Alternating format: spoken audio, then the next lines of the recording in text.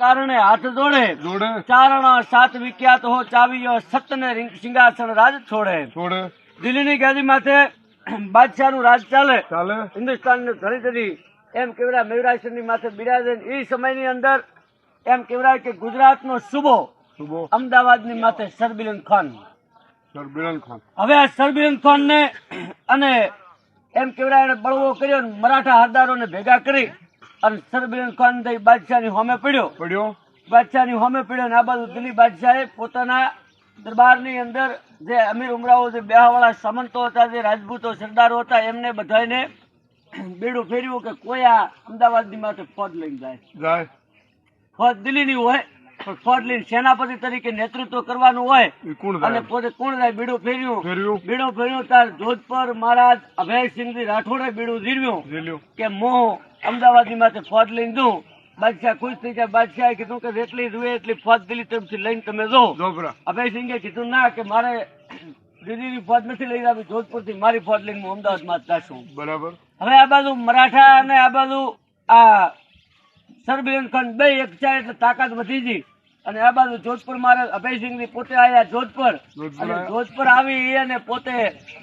કેવડાયું Hamas રાલ્યા આખા મારવાડમાં કેવડાયું કે જેટલા રાઠોડો હોય એટલા બધા મારા ભેગા યુદ્ધની અંદર કે સરદો મારા ભેગા આવજો આવજો એટલે રાઠોડો એટલે જેટલી ઇતર કોમની અંદર રાઠોડ આવતા હોય એ ભેગા આવજો એમ આવજો અને જોધપુર મહારાજે ફોજ ત્યાંથી ચડાવી અને ત્યાંથી ફોજ છે એ ગુજરાતની અંદર એમ કહેવાય કે સિરોઈ ને ઝાલોર ઉપર થતી હાસોર ને એમ કહેવાય પાલનપુર ને એ પટેથી આખી ફોજ છે ગુજરાતની અંદર ઢળી ઢળી ગુજરાતની અંદર સાબરમતી ને કિનારે પડાવ નાખ્યો નાખ્યો આ બાજુ સાબરમતી ને કિનારે પડાવ નાખ્યો પણ આ બાજુ ઘેરો કાઢો ને આ બાજુ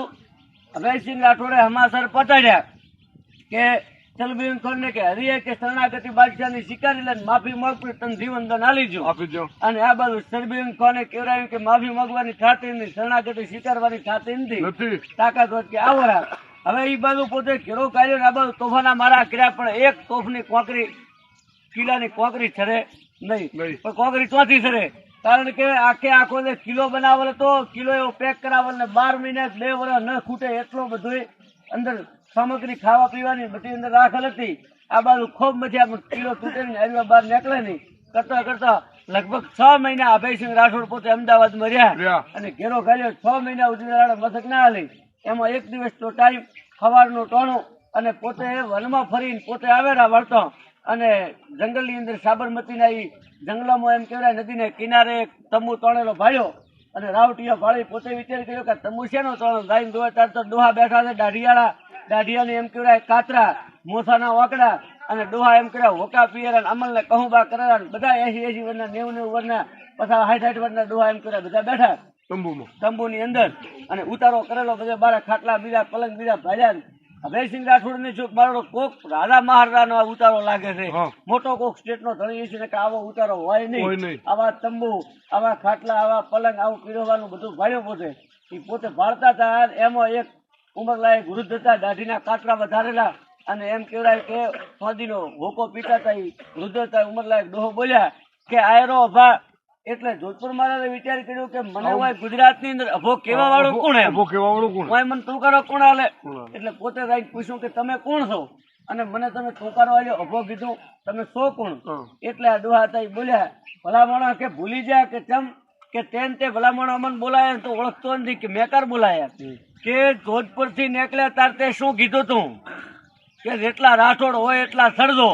તો હું તારો દાદો દોધોદી હું હરબુદી હું રણમલદી હું સળખોદી હું મલીનાથદી હું તીડોદી હું શિયોદી હું આસ્તાનદી હું તાધલદી હું પાબુદી હું ઉડોદી જેટલા દેવ ધૂણીમાં જેટલા રાઠોડ મરી ગયા હતા એ બધા લડવા માટે ભેગા આવ્યા હતા અને બધા ડોહાને ભાડ્યા અને આવ્યા પડ્યો પગો બાબુ નમસ્કાર તમને તમે આ દેવ ધૂણીમાંથી મારા હાલ કરીને આટલી ગુજરાત આવ્યા અમદાવાદ સુધી પણ હવે કોઈક રસ્તો વાવડો 6 મહિનાથી ઘેરો ખાલ્યો પણ આવ્યા મસક દેતો નથી અને તદી કીધું કે આ દિશાની અંદર તોફાનો મારો કરો અહીંયા તો કિલો કાસો છે અને કિલો તૂટશે એ બાજુ એમ કરે તોફાનો નાળ સાથે ફેરવવામાં આવ્યા અને તોફાના મારા મંડ્યા થવા હડ હડે તો બધા ગગન ગોળા ધરે ધનાને ડુંગરા યાબ ધરતી ધરતી રોમ જાળા તગી ધનાંતી ધરા પર કાળકા રૂપ વિકરાળ ધરતી ધરતી ફડક્યા શેષ દિગપાળ ફડક્યા જા થંબિયા આબ દિનેશ થાકી થાકી. ઈ કઈક દમગાણમાં ફડકમાં ફાકડા લીએ ફાકી એના ફડાકા સુણતો કેહરી ભાગતા જળાજળ તોપથી સિદ્ધ જાગે જાગે. હડ હડે મેદની તોપ જા ભલ